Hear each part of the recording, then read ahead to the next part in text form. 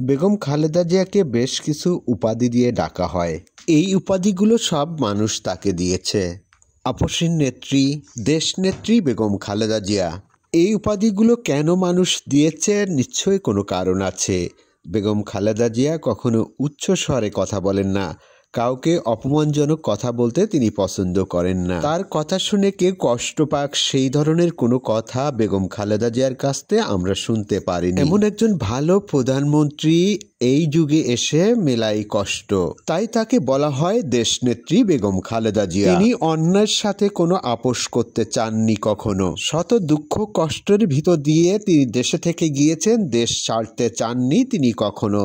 তাই তাকে বলা হয় দেশনেত্রী বেগম খালেদা জিয়া। আপসীন নেত্রী খুব অসুস্থ, মানুষের কাছে দোয়া চেয়েছেন, সবার কাছে মানুষ তাকে দোয়া করেছে প্রাণ খুলে। কুল্লুন নাফসিন জালিকাতুল মউত, মরণ একদিন হবে। যখন জন্মগ্রহণ করেছেন, মানুষ মাত্রই মরণশীল। একদিন মানুষ মরে যাবে, পৃথিবীতে কেউ থাকবে না, কেউ আগে আর কেউ পরে। তাই আমরা যে সমস্ত মানুষকে নিয়ে কথা বলি একটু ভেবেচিন্তে বলি। একদিন এই মরণের পথের যাত্রী আপনার আমার সবার হতে হবে।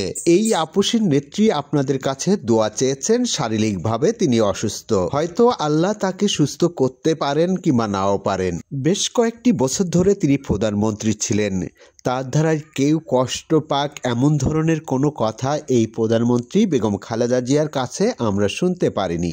একটা মানুষ কষ্ট পেতে পারে এই ধরনের কোনো কথা বেগম খালেদা জিয়ার কাছ থেকে আমরা শুনতে পারি। তার জীবনে সব থেকে উচ্চ স্বরে কথা বলেছেন আমাদের জানা মতে একজন মহিলা পুলিশকে।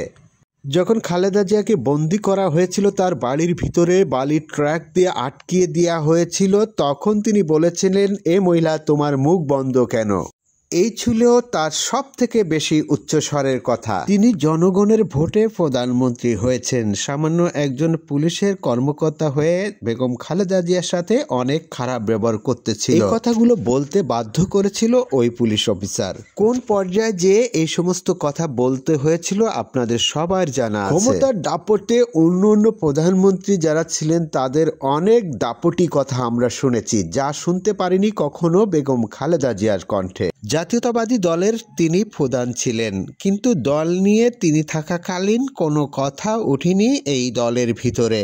নেতাকর্মীরা চেয়ে থাকতেন বেগম খালেদা জিয়ার দিকে। দুঃশাসনের বিরুদ্ধে তিনি কথা বলেছেন, দেশ ছেড়ে তিনি কখনো যাননি, নেতাকর্মীদের ছেড়েও কখনো দেশের বাইরে তিনি যেতে চাননি, তাকে নিতে পারেনি কেউ। পরিবারের আত্মীয় স্বজনরা তাকে অনেক বলেছেন দেশের বাইরে যেতে, তিনি কখনো যাননি। দেশের মায়ায়, মানুষের ভালোবাসায় তিনি থেকে গিয়েছেন দেশে। তাই তো তাকে বলা হয় দেশনেত্রী। এদেশের মানুষের যখন নির্যাতনের শিকার হচ্ছিল, এদেশের আলেম উলামায় যখন নির্যাতনের শিকার হয়েছিল, তখন তিনি প্রতিবাদ করেছেন। আলহামদুলিল্লাহ, রাব্বুল ইজ্জত আমাদেরকে এটুকু মেহেরবানি করেছেন যে আসলেই আমরা পালাইনি, আমরা ফাঁসির রশি গলায় নিয়েছি, কিন্তু দেশ থেকে সন্তানের নির্যাতন সয়েও তিনি কখনো সন্তানকে মায়ায় কান্নায় জড়াননি। ভালোবাসতে হবে, মানুষকে ভালোবাসতে হবে, এই পরামর্শ দিয়েছেন তারেক রহমানকে। এই অবস্থায় আপনারা আমার কারামুক্তি ও রোগ মুক্তির জন্য সংগ্রাম করেছেন, দোয়া করেছেন, সেজন্য আমি আপনাদের সকলকে ধন্যবাদ জানাচ্ছি। আমার কারাবন্দী অবস্থায় আপনারা আমার কারামুক্তি ও রোগ মুক্তির জন্য সংগ্রাম করেছেন, দোয়া করেছেন।